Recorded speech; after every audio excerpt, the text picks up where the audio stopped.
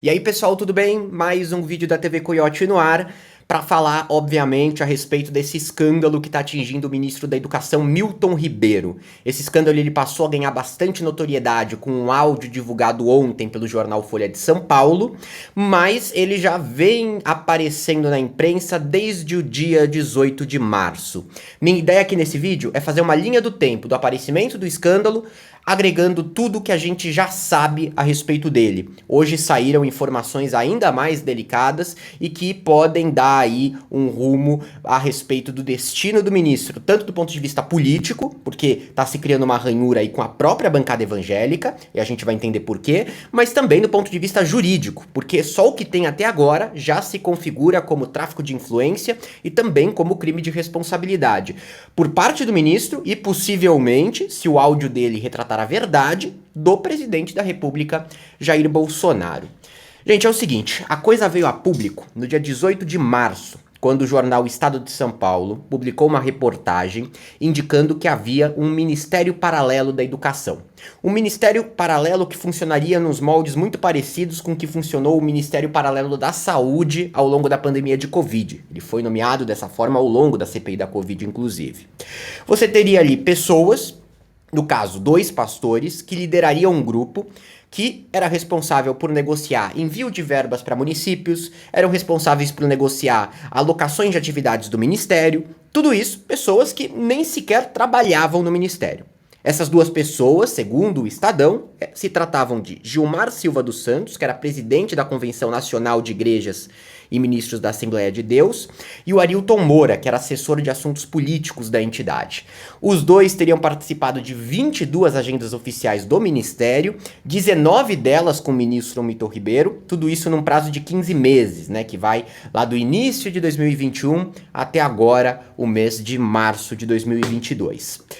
Viajavam junto em aviões da FAB, tudo isso já escancarado em até registros oficiais do governo federal. Bom, essa coisa do Estadão coloca basicamente uma situação em que existem dois pastores tomando decisões que deveriam ser tomadas por agentes públicos. E muito possivelmente tomando decisões e tendo uma participação ativa no ministério que deve seguir determinados critérios legais, o que garante que eles estavam seguindo estes critérios. Bom, o negócio estoura mesmo de vez, como eu disse, ontem, dia 21 de março, quando o jornal Folha de São Paulo divulga este áudio do Milton Ribeiro. A prioridade é atender, primeiro, os municípios que mais precisam. E segundo, atender a todos os que são amigos do pastor Gilmar.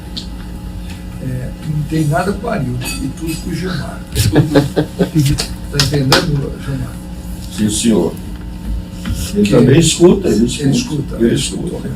Então, o Gilmar. Obrigado.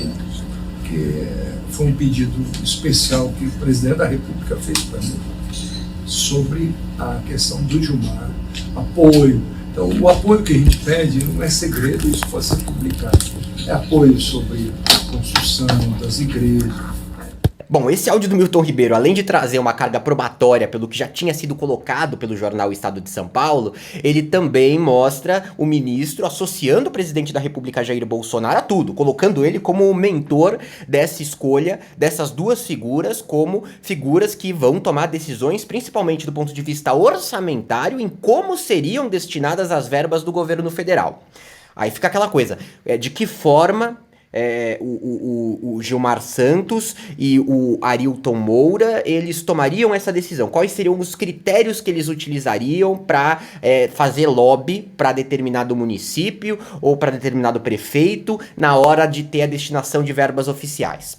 E uma parte dessa lacuna pode ter sido resolvida nesta quarta-feira, no dia de hoje, dia 23 de março, quando a gente tem a divulgação por parte também do jornal o Globo, dessa vez, mas replicada e confirmada por outros meios de imprensa, de que o pastor Arilton Moura teria pedido 1 quilo de ouro de propina para o prefeito Gilberto Braga, do PSDB, prefeito do município de Luiz Domingues, no Maranhão. Essa afirmação foi feita pelo próprio Gilberto Braga. Segundo Gilberto Braga, no dia 15 de abril do ano passado, aconteceu uma reunião no Ministério um evento do MEC com prefeitos, e depois desse evento, você teve um jantar realizado no restaurante Tia Zélia, em Brasília. E esse jantar contaria com a presença de vários políticos. Eram 20 pessoas reunidas. Neste jantar, o Arilton Moura teria feito a solicitação desse 1 quilo de ouro para liberar verbas de obras da educação para a cidade. Bom, a informação foi confirmada também para a Folha de São Paulo por 2 assessores municipais que estavam presentes no local. E o sistema do Ministério da Educação registrou depois 2 obras em execução no município. E, além disso, outras 2 no valor de 4 milhões de reais que tiveram empenhos aprovados no final do ano passado. Não dá para dizer que essas obras se deram porque o prefeito Gilberto Braga teria pago a propina ou não, seria errado dizer isso, sendo que ele próprio realizou essa denúncia publicamente. Agora, isso dá o tom do que a gente tá vendo que ocorre no Ministério da Educação, pelo menos desde o início do ano passado. Um grupo de pastores, e vale lembrar que o ministro da Educação é um pastor também, tomando decisões orçamentárias, se beneficiando delas financeiramente, ignorando, evidentemente, todos os parâmetros e requisitos legais que você tem para que decisões ministeriais sejam tomadas. Mais do que isso, um áudio do ministro dizendo que o presidente da República, Jair Bolsonaro, o orientou. E não fica só na declaração também do ministro Milton Ribeiro, tá, gente? Temos 3 reuniões no Palácio do Planalto e uma no Ministério da Educação, em que o Jair Bolsonaro participou de reuniões com o Gilmar Santos e com o Arilton Moura. Uma dessas reuniões, a do Ministério, você tinha a presença do Milton Ribeiro, nas outras 2 ele nem sequer estava presente. 2 desses encontros aconteceram no primeiro ano de mandato do Bolsonaro, em 2019, então antes do suposto início desse esquema. E nas 2 ocasiões você tinha presentes outras lideranças evangélicas. Depois, em 2020, o Bolsonaro recebeu o Gilmar Santos no seu gabinete pessoalmente. Em 2020, final de 2020, na véspera do que seria o início desse sistema de influência deles dentro do Ministério da Educação. Uma audiência completamente a sós. No mesmo dia, depois desse encontro com o Bolsonaro, o Gilmar foi para o Ministério da Educação se encontrar com o ministro Milton Ribeiro. Os horários oficiais de reuniões confirmam esses encontros. Então, é muito o teor de que a coisa se ajeita a partir daquele momento. Teve reunião também com Hamilton Mourão em março de 2019, quando ele estava ocupando a presidência na ausência do Bolsonaro. Em julho de 2019, com o então ministro da Casa Civil, Onyx Lorenzoni. Então você teve outros encontros com pessoas do alto escalão do governo envolvendo essas 2 figuras. Gente, o Ministério da Educação, ele vem sendo um dos principais enfoques de problemas do governo Bolsonaro desde o início, né? O par é duro, mas o Ministério da Educação, ele conta inclusive com a passagem de um número excessivo de ministros. Ricardo Vélez Rodrigues, que cai em meio àquelas brigas todas entre ala ideológica olavista, entre ala política e tanto mais.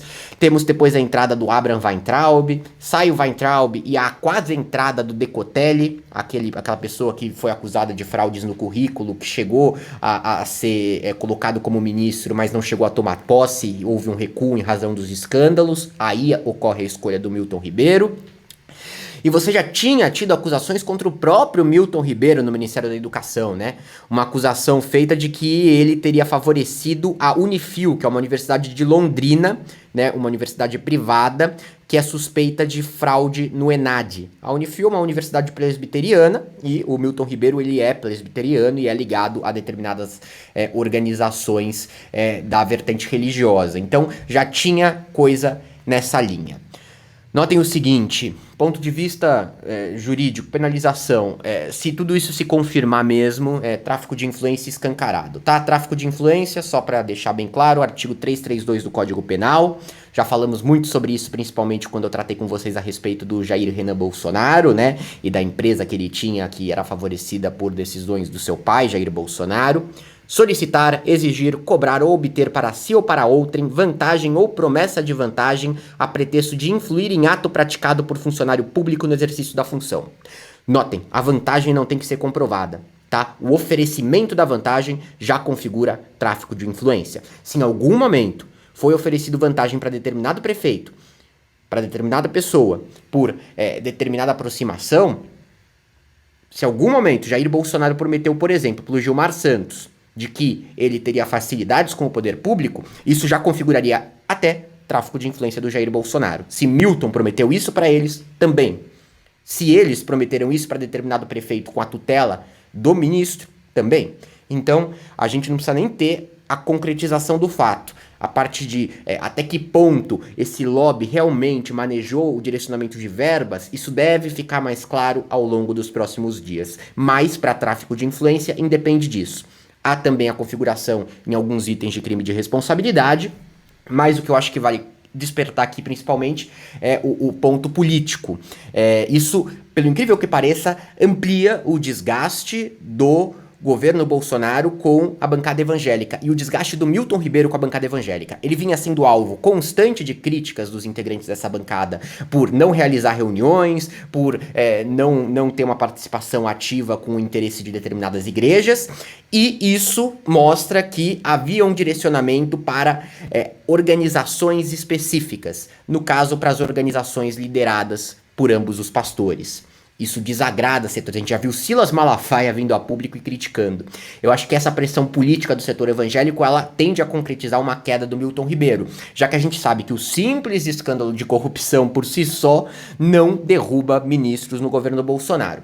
Carga de exemplos gigantescas. A gente não viu nenhum ministro do governo caindo logo após uma denúncia ou algum esquema de corrupção ficando escancarado. Não seria dessa vez. Mas aqui há um item político importante.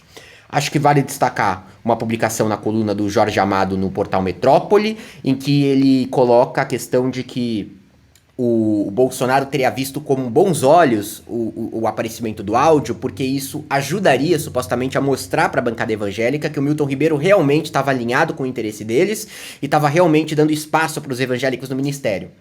Isso seria uma visão ingênua, né? Mas acho que vale colocar aqui em campo. E deixar algo muito claro que a gente precisa ter de olho, inclusive nas articulações de determinados setores da bancada evangélica e de igrejas neopentecostais, de como eles vão agir nas eleições desse ano. Não é um grupo coeso, não é um grupo que age de forma única. São vários os interesses, são várias as brigas, são várias as igrejas, são vários os setores das igrejas que discutem e brigam entre si, e isso acaba refletindo também nas articulações políticas. Milton Ribeiro está pendurado no cargo. Não é porque tem acusação de corrupção, mas é porque essa acusação bate de frente com o interesse de determinados setores que apoiam o governo. No caso, interesses da bancada evangélica no Congresso Nacional. Qualquer momento estou de volta com mais informações. Se alguma coisa não ficou clara, é só avisar aqui. Vocês devem ter visto, estou trocando câmera, som e tudo, e estou me acostumando a gravar vídeos sem ver meu rosto. Então talvez a dinâmica tenha ficado bem esquisita e foi por isso, tá, gente? Tenho que pegar esse hábito, não consigo gravar sem me ver espelhado. Até mais, gente.